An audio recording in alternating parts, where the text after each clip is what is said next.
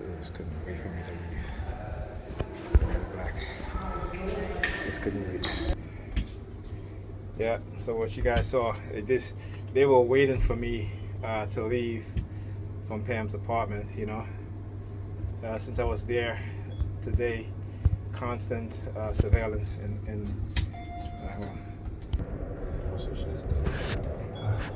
Exactly. That's it.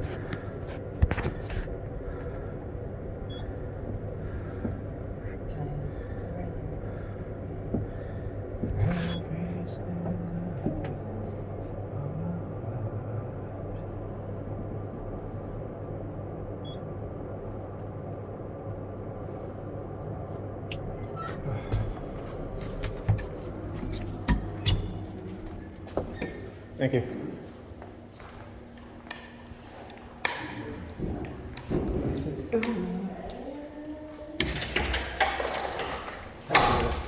Come on. Thank you. You're welcome.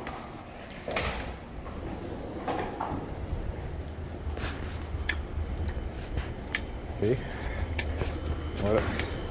What I tell you guys? See? Black color for the day. Yeah, what's up, man? I didn't know that was you. Dark guy. Yeah, no. And you all dressed in all black, can't even see. Like I'm camouflaged. Yeah, I know, right? Yep. Anyway, so like I said, right, this is what they do. See how they do a blitz for all the white people. As soon as I come out of the apartment, they're waiting for me to come out. Then they come out, get in the elevator, take the elevator down, they get in the elevator, come out again, elevator going, heading outside. You know, what you call a blitz, right? So they'll use one particular group of people. And let me tell you, it doesn't do anything. But let's say if it did, this is what it's intended to do, right? So the majority of people that used to be in Pam's building were black people. So, you know, gentrification, white people move in.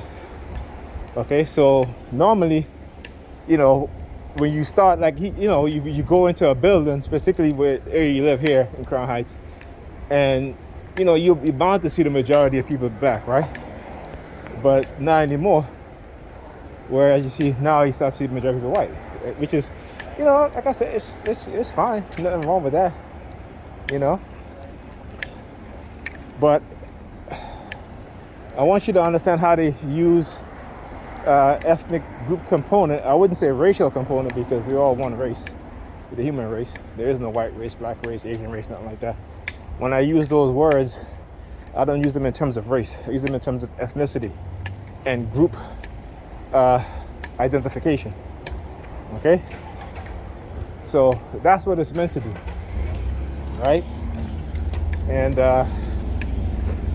yeah, the red team. Red team. Look. Red team. What's it? They want me to see the license plate of the vehicle. I guess it's a doc. It says PA or physician assistant. Right? I think that's what it is. Right, the red vehicle. Right? Physician assistant. So anyway, yeah, like I said, I know what they do, and that's why I can talk about it and expose it, because it no longer has a great effect on me as they thought it did, as it used to, right? So, and how it doesn't anymore, because I studied what's going on. Okay, I studied the psychological manipulation, the neurolinguistic programming, you know what I'm saying? The use of racial epithet against me and racial overtones, you know what I'm saying? You receive phone calls calling me nigger and all this stuff, and you know, they try to create anger, animosity towards white people, so you can, if you're white, they find out to you animosity towards black people or other groups of people. I missed my damn bus. So you can attack them, right? Because again, we're talking about psychological manipulation, Okay? And this is why, they play these emotional manipulative games, because they understand that when you create strong emotions within people, whether it be aversive or whether it be positive or negative, okay, that's a strong reaction. And if it's negative, okay, you're more likely to act contrary to us. Okay, you're going to act contrary to who you are, because they have manipulated you into being something else or somebody else. So you got to understand that. Okay? So this is why they do. So they'll use, particularly as you see as I'm walking, there, the red vehicle, because they wanted me to see the license plate of the car in front. That's why he was like, good. It's a big ass parking space. First of all, they can't park there anyway, because that's in front of the church. But again, another reference to those who participate in this type of program, this coercive persuasion program, on the psychological level, psyops level, right? So they understand. That's why a parent came home today, and she just went into her room and went to sleep. Now I was steam cleaning my daughter's chair, right? Because her chair was very dirty. So I had to steam clean it. And I've been meaning to steam clean it for the longest while, but I couldn't figure out how to use because years ago I bought a steam clean to clean her rugs in her house, in her apartment, right? And so I would be the only one that's steam cleaning the rug, because the kids, they make a whole bunch of mess, and she's on her second rug now. And again, I have to constantly steam clean it. And when I do steam clean it, it takes a lot of me, because it takes a couple hours, and I gotta rest, because I gotta do it very slowly, and I gotta rest. And so you constantly emptying out water, putting solution in the thing, and what have you.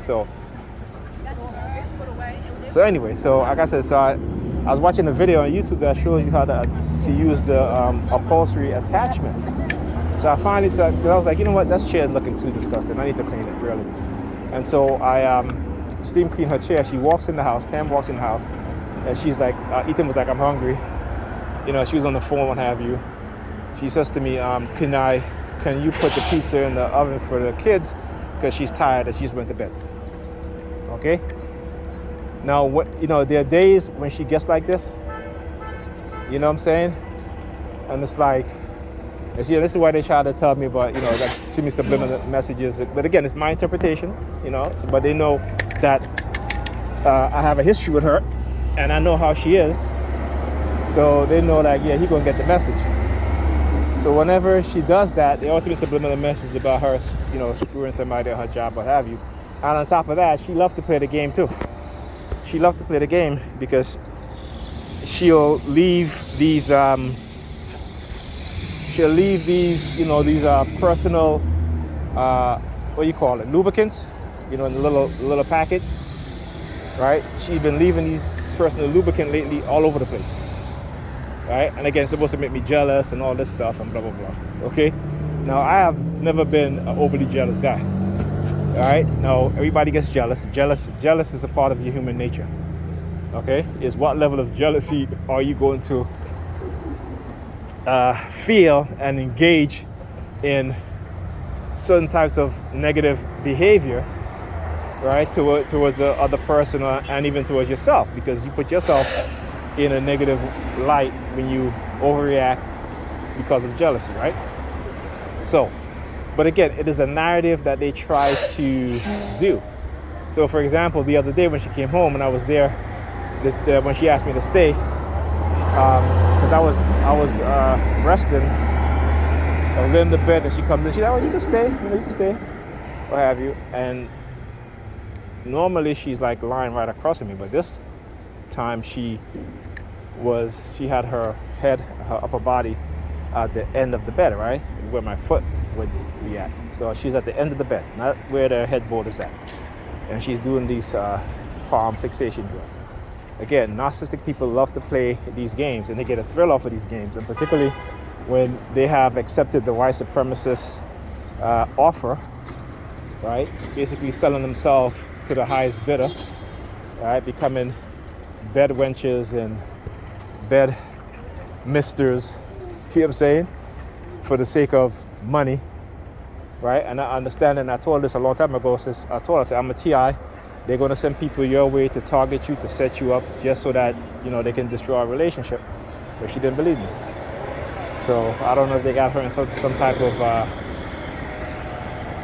they probably set her ass up, you know. And again, I keep telling her that they'll try to give you STDs and try to say that you give it to them and blah, blah, blah.